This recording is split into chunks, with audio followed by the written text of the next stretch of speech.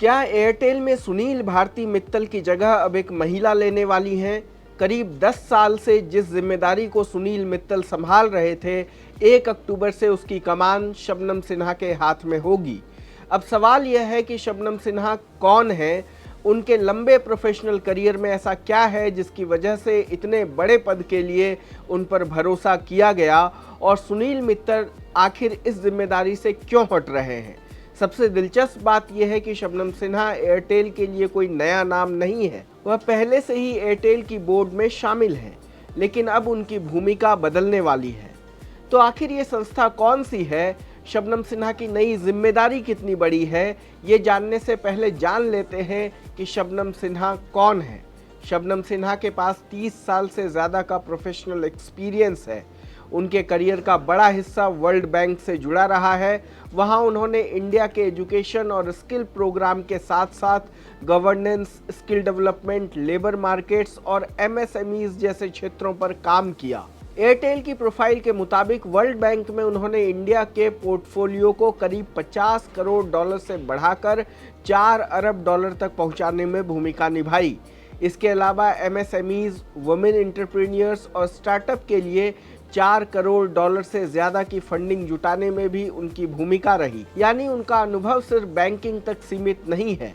Development, finance, governance, risk management और fundamental inclusion उनके career के बड़े हिस्से रहे हैं। और अब उस जिम्मेदारी पर आते हैं जिसे वह संभालने वाली हैं। शबनम सिन्हा पहले से एयरटेल पेमेंट्स बैंक की इंडिपेंडेंट डायरेक्टर हैं।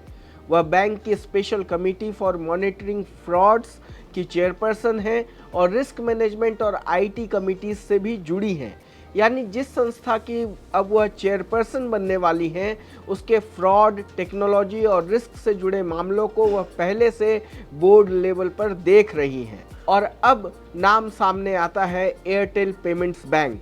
सुनील भारती मित्तल 30 सितंबर 2026 को अपना कार्यकाल पूरा करने के बाद एयरटेल पेमेंट बैंक के बोर्ड से हट जाएंगे।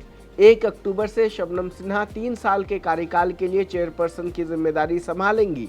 लेकिन एयरटेल पेमेंट बैंक आखिर करता क्या है? यह सामान्य कमर्शियल बैंक नहीं है। इसका मुख्य फोकस पेमेंट्स, डिपॉजिट्स और डिजिटल फाइनेंस सर्विस पर है। बैंक के मुताबिक उसके पास 12 करोड़ से ज़्यादा मंथली यूजर्स हैं, करीब 3 करोड़ बैंक अकाउंट कस्टमर और 5 लाख से ज़्यादा बैंकिंग पॉइंट्स हैं। यानी एयरटेल पेमेंट्स बैंक अब काफ़ी बड़े स्केल पर काम कर रहा है, और यहीं से इस बदलाव को समझने का एक और पहलू सामने आता है। एयरटेल अब फिनेंशियल सर्विसेज को सिर्फ पेमेंट बैंक तक सीमित नहीं रख रहा है।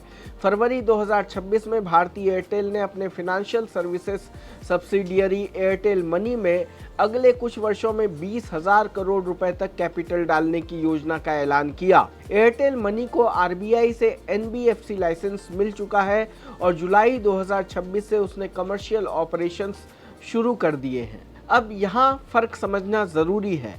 एयरटेल पेमेंट्स बैंक और एयरटेल मनी एक ही कंपनी नहीं है। पेमेंट्स बैंक पेमेंट्स और बैंकिंग सर्विसेज के अपने रेगुलेटेड मॉडल पर ही काम करेगा, जबकि एयरटेल मनी के एनबीएफसी मॉडल के जरिए एयरटेल डिजिटल लेंडिंग और क्रेडिट के कारोबार को बढ़ा सकता है। एयरटेल के मुताबिक उसके पास 36.9 करोड़ से ज़्यादा मोबाइल कस्टमर हैं और उसका एनालिटिक्स इंजन 500 से ज़्यादा डेटा साइंटिस्ट के साथ काम करता है। कंपनी का कहना है कि पिछले 2 साल में उसके लेंडिंग सर्विस प्रोवाइडर प्लेटफॉर्म से 9,000 करोड़ रुपए से ज़्यादा के डिसबर्समेंट हुए हैं, यानी 9,000 करोड़ रुपए से ज़्यादा के लोन बांटे गए हैं। यानी एयरटेल के फिनेंशियल बिजनेस में पेमेंट्स के साथ साथ लेंडिंग की दिशा भी अब साफ दिखाई दे रही है। लेकिन यहाँ शबनम सिन्हा को लेकर एक बात रखनी ज़रूरी है। उन्होंने अभी ऐसी कोई स्ट्रेटेजी घोषित नहीं की है कि चेयरपर्सन बनने के बाद वह एयरटेल पेमेंट्स बैंक को किस दिशा में ले जाएंगी। इसलिए उनकी नियुक्ति को एयरटेल के पूरे लेंडिंग एक्सपेंशन की सीधी वजह बताना सही नहीं होगा। हाँ, उनका बैकग्राउंड और मौजूदा बोर्ड रोल जरूर महत्वपूर्ण है। एक तरफ डेवलपमेंट फिनांस और फिनेंशियल इंक्लूजन का लंबा अनुभव है, दूसरी तरफ पहले से फ्रॉड मॉनिटरिंग, रिस्क मैनेजमेंट और आईटी ओवरसाइट से जुड़ी हुई है।